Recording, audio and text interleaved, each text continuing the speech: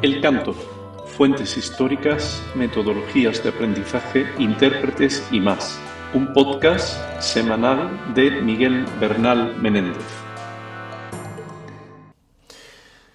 Buenos días, un nuevo episodio en el podcast dedicado al canto, a la teórica, las fuentes históricas, las metodologías de aprendizaje, los intérpretes y cualquier tema en definitiva que me pueda interesar en relación a mi labor docente.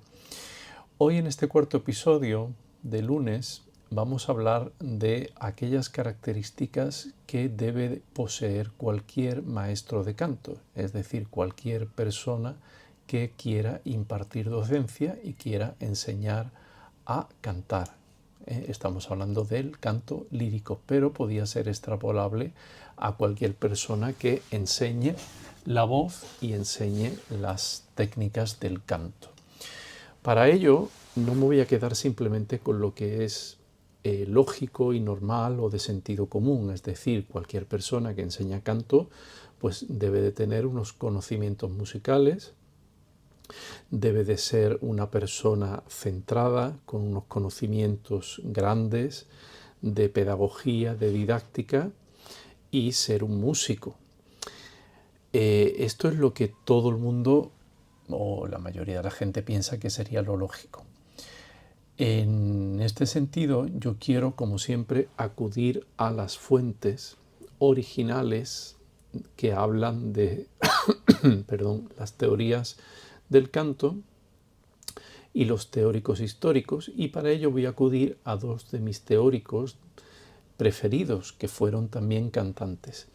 Por un lado tenemos a Pier Francesco Tosi, que fue un cantante boloñés, castrato, y que desarrolló su carrera fundamentalmente en Inglaterra, que fue donde publicó su tratado Opiniones de los cantores antiguos, o sea,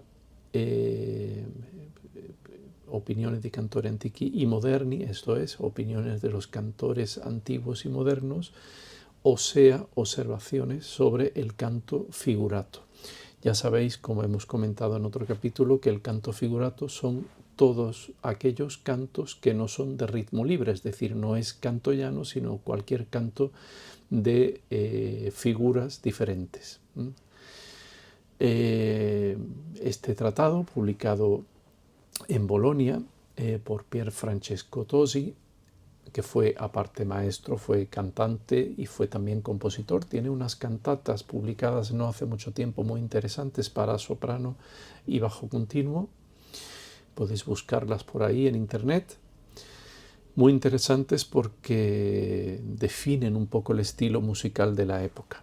En 1723, como digo, Pier Francesco Tosi publicó su tratado de canto en Bolonia, pero no nos engañemos, él vivía en Inglaterra y estaba bajo la protección de un noble, un militar, en concreto inglés, y viajó a Bolonia para publicar su tratado, puesto que él era académico filarmónico de Bolonia. En algún podcast, en algún capítulo, hablaremos de lo que significó la Academia Filarmónica de Bolonia para cualquier músico que quisiera publicar o que quisiera estrenar música en toda Italia. Era una especie de título al cual que había que optar mediante un examen que no era precisamente fácil. Recordemos que Mozart en un primer intento suspendió su examen de contrapunto y fue el padre Martini quien corrigió ese ejercicio de contrapunto. Hoy en día se puede visitar en la Academia Filarmónica de Bolonia y ver, se conserva allí el ejercicio que hizo Mozart, siendo muy jovencito. Bueno, volviendo al tema de Tosi, él publica en Bolonia puesto que era algo que hablaba bien de él como académico, como músico, y le facilitaba el tener un amplio recorrido en este tratado. De hecho, de Tosi luego se han hecho diferentes traducciones, adaptaciones, interpretaciones.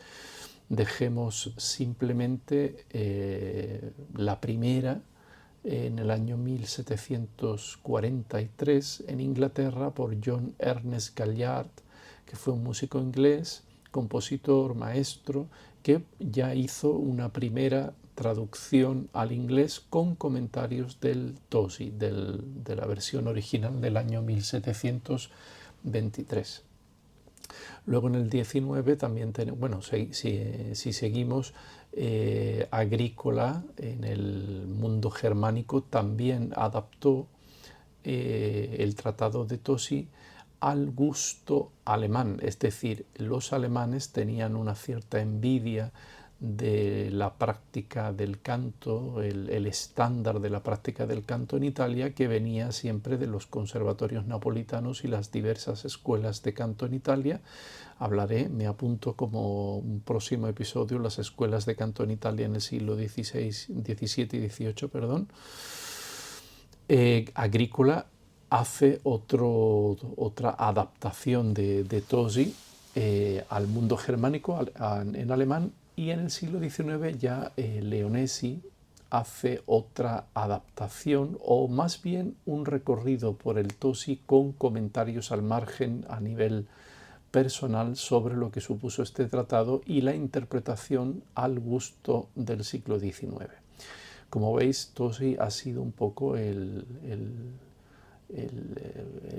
punto de partida, el punto de referencia para tantísimos tratadistas y teóricos del canto. Por eso lo he escogido como un autor que me interesa mucho para el tema de hoy. Es decir, volviendo después de este paréntesis a las características que debe de tener un maestro para impartir canto.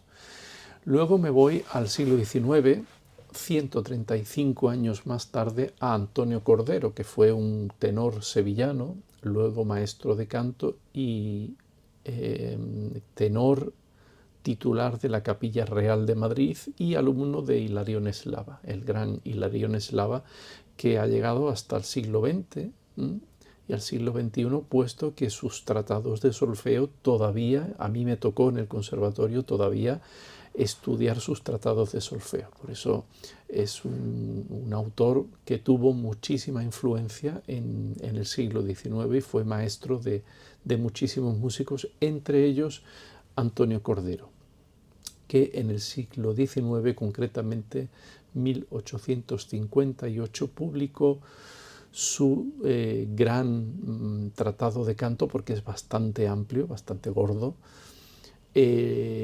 donde hablaba de todos los aspectos que eran importantes para cualquier cantante, cualquier maestro, cualquier persona que se acercara al canto de manera profesional, porque en el año 1872 publica su método elemental de canto, Antonio Cordero también, donde ya habla un poco de esa práctica del canto más de un modo amateur.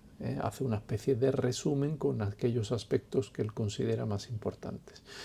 Bueno, pues con estos dos autores quería yo apoyarme para hablar de aquellas características que debe de poseer un maestro de canto.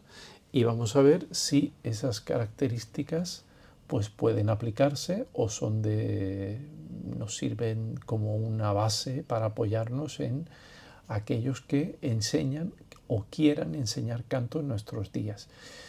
Esto lo podemos tomar desde el punto de vista de los docentes, es decir, pensemos como maestros de canto si poseemos todas estas características o nuestro método tiene estas características, y también como alumno, es decir, cualquier alumno que tenga un maestro de canto que aplique estas ideas que dan estos dos teóricos, estos dos maestros de canto, a ver si el maestro de canto que tiene aplica o sigue estos métodos o tiene estas competencias de las que habla Tosi y Antonio Cordero. Vamos a empezar por Tosi, porque tiene un primer capítulo que se llama Características que debe de tener cualquiera que enseñe a un soprano. ¿Por qué dice a un soprano? Porque él entiende que un soprano es una voz masculina. Por eso, aunque habla en primer término de su propia voz, es decir, de un soprano castrato, se puede extrapolar a cualquier alumno de cualquier registro vocal. Lo que pasa que, claro, hay que entender que el público más directo al que se está refiriendo Tosi es el público de los castrados, como había por miles en la Italia del siglo XVII y XVIII. La primera de las características que debe de tener el maestro de canto, empezando por Tosi, es que éste sea de costumbres limpias, tener diligencia en el trabajo, ser eminentemente práctico, no tenga defectos de nariz ni de garganta, es decir, que no cante nasal y que no cante engolado. Tener agilidad de voz es otro de los elementos, digamos, que son importantes para poder enseñar el estilo que era propio de la época. Tener un cierto buen gusto, esto claro es una cosa que se dice, pero hay que ponerlo también en paréntesis. Claro, ¿qué es el buen gusto? Pues evidentemente, según Tosi, según los tratadistas de la época, conocer todos aquellos procedimientos vocales que definían el buen gusto, es decir, una buena comunicación de los afectos, un dominio de la mesa di voce, del portamento di voce y de todos los procedimientos de ornamentación y estilos de canto. Siguiendo con la primera de las condiciones, que sea un buen comunicador, que su entonación sea perfecta, para poner los ejemplos a los alumnos, y que tenga paciencia al enseñar. Esta paciencia la conecta Tosi con que el maestro ha de tener también constancia en el empeño de enseñar, lo que en el lenguaje actual podríamos llamar vocación docente. Otra de las características que habla Tosi es que el oído del maestro sea desinteresado y que no enseñe solamente por dinero, para que los padres no gasten su dinero en vano. Aquí diferencia entre aquellos a los que se les enseña por caridad, tener en cuenta que eran las familias muchas veces o los patronos que pagaban los estudios de los que no tenían medios económicos, y en las familias nobles Tosi habla de diferenciar que hay que ver si ese alumno lo hace por gusto, para dar gusto a su familia y cantar algún aria aquí y allá, o para dedicarse a ello. Y que hay que valorar muy bien esto para convencer a los padres que no pierdan el tiempo en meter a un hijo o dedicar a un hijo a la música si realmente no tiene condiciones reales. ¿Por qué? Porque, como dice en una de las frases que yo pondría en un marco, el maestro, esto es literal, será deudor de todo lo que no enseñó y de los errores que no corrigió. Esto deberíamos apuntárnoslo todos los que enseñamos música y canto en particular, música en general y canto en particular. Todo lo que nos enseña, uno será deudor de ello. Y los errores que no se corrijan luego te volverán, porque eso será algo que será muy difícil con el tiempo ya corregir. O sea, hay que tener vocación para enseñar lo que se sabe y no dejar pasar los errores que se sabe efectivamente que son errores. En cuanto a esto, ¿qué dice Tosi? Que para la labor docente el maestro ha de ser moderadamente severo, hacerse temer, pero nunca odiar. Es decir, el alumno tiene que tener un cierto temor de que el maestro le vaya a corregir, pero nunca el odio. Nunca debe de odiar a un maestro. En cuanto a cuestiones ya prácticas propiamente de música, el maestro ha de enseñar no solamente la clave propia del registro del alumno, es decir, si un alumno canta de soprano, pues enseñar la clave de do en primera línea, sino enseñar todas las claves para que a la hora de transportar se conozcan todas las claves de do y todas las claves de fa. Lo siguiente, ha de fijarse el maestro que el escolar solfee perfectamente la escala cuando se hace por grado conjunto de manera lenta, vigilando la emisión y la entonación y la afinación. Cuando se llegue en esta escala poco a poco hacia las notas agudas, siempre han de ser estas notas agudas dulces, no gritar. Otra de las cuestiones importantes para Tosi es enseñar lo que es el semitono menor y el semitono mayor. Esto es un tema teórico importante y que hoy en día no prestamos atención. Es decir, no es lo mismo pasar de do a do sostenido, por ejemplo, que pasar de do a re bemol. En el piano tenemos solamente una tecla, hay medio tono, pero ese tono será mayor cuando se cambia de nombre la nota de do a re bemol por cuestiones de armonía y será menor cuando la nota no cambia de nombre, de do a do sostenido, como es el ejemplo que he puesto. Una vez que se ha practicado la escala, volvemos a las cuestiones prácticas, se practicarán los saltos. Primero grado conjunto y luego los saltos. Después se seguirá con solfeos que se compondrán ex professo para el alumno. Los solfeos, recuerdo que son ejercicios que no tienen texto, que son pequeñas áreas, pequeñas composiciones que condensan las dificultades del canto. No es una vocalización donde se va subiendo de medio tono a medio tono, sino un ejercicio que comienza y termina y que se dedicaban para todas las cuestiones musicales y técnicas en el canto. Otra de las cuestiones que ha de vigilar el maestro, que la voz del alumno, tanto en el registro de pecho como en el registro de cabeza, no tenga nunca el defecto de la nasalidad o el engolamiento. En cuanto a esto, hay que cuidar que las notas agudas nunca se hagan con voz de pecho, es decir, no se puede traspasar la frontera de aquellas notas que ya son mixtas, es decir, que van hacia la voz de cabeza, no traspasarla nunca gritando, ampliando, cantando fuerte o tratando de llevar esas notas que son de propio de cabeza, llevarlas de pecho.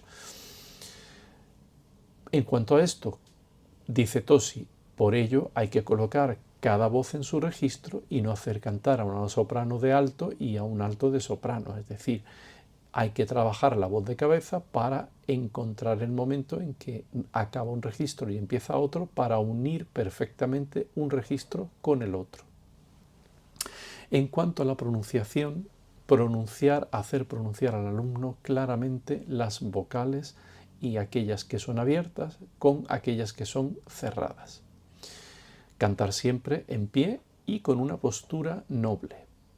En cuanto a esto, corregir también las muecas que se puedan hacer en la cara o en el cuerpo y la posición de la boca, que es algo a lo que se refiere Tosi, ha de ser más inclinada a la sonrisa que a la gravedad. Practicar en el tono de la lombardía, que es el tono más alto, más que en el romano, que es más bajo, para no perder la zona aguda. Es decir, él quiere que el clavicémbalo, el órgano, la cuerda pulsada, con aquello que se practique, siempre está afinado en un tono alto. También hay que practicar siempre las notas en notas tenidas sin que éstas titubeen o vacilen. Es algo que dice literalmente Tosi.